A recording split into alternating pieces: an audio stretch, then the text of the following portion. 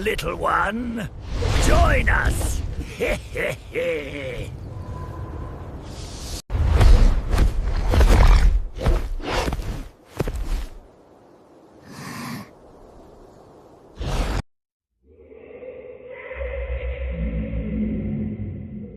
Imagine, if you will, a solitary, weathered paper lantern flickering in the vast, devouring reach of the night.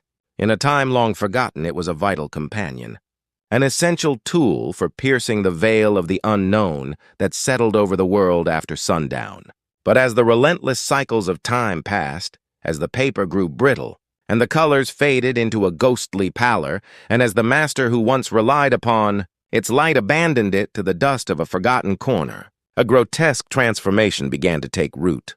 The jagged tears in the washi paper, once mere signs of decay, began to stretch and widen, morphing into a cavernous, mocking maw. From within this dark void, a vivid crimson tongue unfurled, dripping with a spectral dampness, while above it, a single, massive, bloodshot eye materialized, fixating its unblinking gaze upon us. This is the Bake-chochin, the lantern ghost of ancient Japanese lore. But why does the human psyche recoil with such visceral dread at the sight of a mundane object, turned monstrous? Within this transformation lies more than mere superstition. It is a manifestation of a profound spiritual heritage, a deep-seated awe and terror regarding the souls that reside within all things. Tonight, we shall descend into the shadows of this familiar, yet frightening specter to explore the consciousness that permeates the objects surrounding us in our daily lives. To truly grasp the horror of the Bake-chochin, one must first attempt to reconstruct the absolute suffocating darkness of the Edo period. For the modern individual, shielded by the persistent hum of electric streetlights and the neon glow of a city that never sleeps, the concept of true night has become an abstraction. In pre-modern Japan, however, the setting of the sun signaled the temporary death of the visible world. The darkness was not a mere absence of photons. It was a heavy, palpable substance that seemed to exert a physical pressure upon the skin. Within that obsidian expanse, one could not distinguish the path from a precipice, nor a shadow from a lurking predator. In this state of profound isolation and vulnerability, the lantern was the sole tether to reality and safety. When one gripped the handle of a lantern, they were carving a fragile sanctuary out of the void. The very construction of the lantern invited a sense of biological kinship. The bamboo frame, split into fine, delicate ribs and coiled into a cylindrical cage, mimicked the structure of a human rib cage. The washi paper, painstakingly applied by craftsmen, served as a thin, translucent skin treated with oils that gave it a distinct organic scent and a supple, leather-like texture. When a candle was lit within this cage, the light did not radiate with a steady, artificial hum. It pulsed. It flickered in response to the bearer's stride and wavered with every gust of wind, creating an erratic rhythm that felt remarkably like a heartbeat. This inherent mimicry of life, the breathing light, the skeletal frame, the paper skin laid the psychological foundation for the belief that these objects were not merely tools, but vessels for a burgeoning consciousness. From a neuroscientific and psychological perspective, the terrifying visage of the Bake-chochin is intimately linked to a phenomenon known as pareidolia. The human brain is evolutionarily hardwired to detect patterns, specifically facial features, in inanimate arrangements. This was a survival mechanism in the ancestral environment. Misidentifying a rock as a face was a minor error, but misidentifying a hidden predator's face as a rock was a fatal one. When the paper of a lantern deteriorates and splits horizontally, the brain reflexively interprets the dark gap as a mouth twisted in a sneer or a scream. The structural rings or accumulated soot. Stains are instantly processed as staring eyes. In a state of high arousal and sensory deprivation, such as walking alone through a pitch-black forest, the imagination overcompensates for the lack of visual data. The brain's fear center, the amygdala, takes control, projecting our internal anxieties onto the external environment. The inanimate object does not just look like a face. It becomes a face endowed with a malicious intent that the observer feels in the very marrow of their bones. The transformation of the Bake-chochin is governed by the ancient Japanese concept of the tsukumogami. According to the traditions found in the Tsukumogami key, An illustrated scroll from the Muromachi period, any object that reaches its 100th year of existence gains a soul and the capacity for independent will. However, the metamorphosis into a malevolent ghost is rarely a result of age alone. It is almost always triggered by the way the object was treated by its human owners.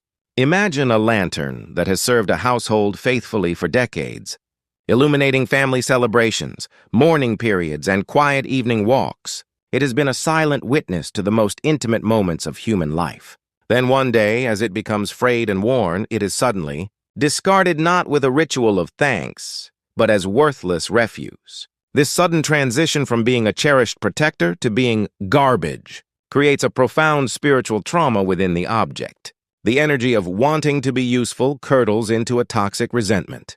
The object does not simply break, it rebels. The physical decay of the lantern becomes a canvas for its spiritual agony, resulting in the distorted, vengeful form we recognize today. It is a visual representation of a bond, betrayed, a reminder that every action we take toward the material world carries a moral weight. Let us examine the specific, unsettling details of the Bake-chochin's anatomy. The tongue, often depicted as long, wet, and vibrantly red, is a symbol of transgressive desire and mockery. In traditional folklore, a protruding tongue signifies an entity that has crossed the boundary between the sacred and the profane, or the living and the dead. The lantern's original purpose was to define boundaries and clarify the path. But as a ghost, it uses its tongue to lick at the edges of our sanity, invading the safe spaces of the living. The moisture of the tongue suggests a repulsive vitality, as if the dry, inorganic paper has somehow secreted a biological fluid, a mockery of the life it was never supposed to have. Then there is the single eye. In many cultures, the monocular gaze represents a narrow, obsessive focus. Unlike humans, who possess binocular vision to perceive depth and context, the Bake-chochin sees only one thing: its target. It does not blink, it does not look away, and it does not offer mercy. Its gaze is a form of surveillance, a judgment from the forgotten past. When one encounters this eye in the middle of a dark corridor, the sensation is not just fear, but a crushing sense of guilt, as if the object is peering directly into the shames we have hidden in the dark. In the folklore of the Edo period, these ghosts were sometimes depicted with a touch of dark humor, joining parades of other possessed tools or hopping about on a single leg. This reflected a society that, while fearing the supernatural, viewed it as a neighbor. Yet, beneath the humor was a stern ethical framework. Edo Japan was a masterclass in the circular economy. Materials were scarce, and everything from clothing to metalware was repaired and recycled until it literally fell apart. To waste an object was seen not just as an economic failure, but as a spiritual transgression. The threat of the Bake-chochin served as a societal regulator, a phantom boogeyman that enforced the virtue of motenai, the regret over waste. Craftsmen of the era believed that their own spirit, their nen, was infused into the bamboo and paper as they worked. Therefore, when a lantern was discarded, the insult was not just to the object, but to the lineage of labor and intent that created it. The ghost was the voice of the marginalized, and the discarded demanding to be seen. Consider the classic scenario of an encounter with this spirit. The time is the hour of the ox, roughly 200 a.m., when the veil between worlds is thinnest. You are walking along a damp riverbank or a silent shrine path. The air is heavy with the scent of wet earth and stagnant water. There is no sound but the crunch of your own sandals on the gravel. Suddenly, a pale light appears ahead. Relief washes over you at the thought of another traveler. But as you draw closer, you notice the light is wrong. It is a sickly phosphorescent hue that does not cast a shadow. The lantern carrying this light is floating, bobbing rhythmically in the air. Despite the absence of wind, you hear a sound like dry autumn leaves being crushed, the sound of brittle washi paper rubbing against itself. As you reach out, the lantern suddenly snaps open with a sound, like a breaking bone. The massive tongue licks the air, nearly touching your skin, and the single bloodshot eye rolls in its socket to fixate on yours. In that moment of paralysis, you recognize the pattern on the paper, the specific family crest, or the merchant's mark of a lantern you threw into a ditch months ago. The horror is not that a monster has found you. It is that your own history has come back to claim you. If we transpose this concept into the modern day, the implications are chilling. Our contemporary tools are smartphones, laptops, and complex digital interfaces, objects far more sophisticated than a bamboo lantern. If these objects were to become tsukumogami after years of intimate use and sudden abandonment, what would they look like? Perhaps the black mirror of a smartphone screen would dissolve into 1,000 tiny digital eyes, displaying every deleted message, every private shame, and every secret we thought we had buried in the cloud. The speakers might emit a distorted chorus of our own voices, played back with a ghostly, accusatory resonance. We live in an age of hyperconsumption where the life cycle of a product is measured in months, not decades. We buy a new device not because the old one is broken, but because it is obsolete. But to the spirit of the object, obsolescence is a death sentence without a trial. The modern Bake-chochin would not be made of paper and bamboo, but of toxic e-waste, lithium, and broken glass. A haunting reminder of the ecological and spiritual cost of our disposable culture. From the perspective of evolutionary biology and brain science, the pain of losing a cherished tool is actually processed in the same regions of the brain as physical pain.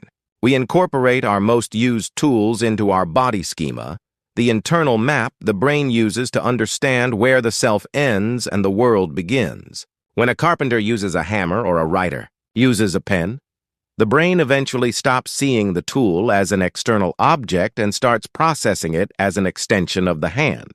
Therefore, when such an object is discarded, it feels like a phantom limb. The Bake-chochin is the manifestation of this phantom limb returning to haunt the body that rejected it. It is the ego's shadow, the part of ourselves we have externalized and then tried to erase. The fear it evokes is the fear of self-fragmentation, the terrifying realization that the things we own actually own a piece of us. Furthermore, the element of fire within the lantern adds a layer of primeval dread. Fire is the foundation of civilization, the gift that allowed humanity to rise above the beasts, but it is also an agent of absolute destruction. In a lantern, fire is domesticated and enslaved to serve human sight. When the lantern becomes a ghost, the fire transforms into onabi or will-o'-the-wisp, a fire that does not consume wood but consumes the soul. In the crowded wooden cities of old Japan, a single spark could lead to an inferno that leveled entire districts. The Bake-chochin represents the domestic becoming wild again, the servant becoming the executioner. It is a reminder that the energies we harness to build our lives are never truly under our control. They are merely on loan from a universe that can revoke them at any time. So, I ask you to look around your room tonight. Consider the objects you use every day without a second thought. Have you ever paused to offer a word of gratitude to the laptop that carries your work, or the shoes that protect your feet?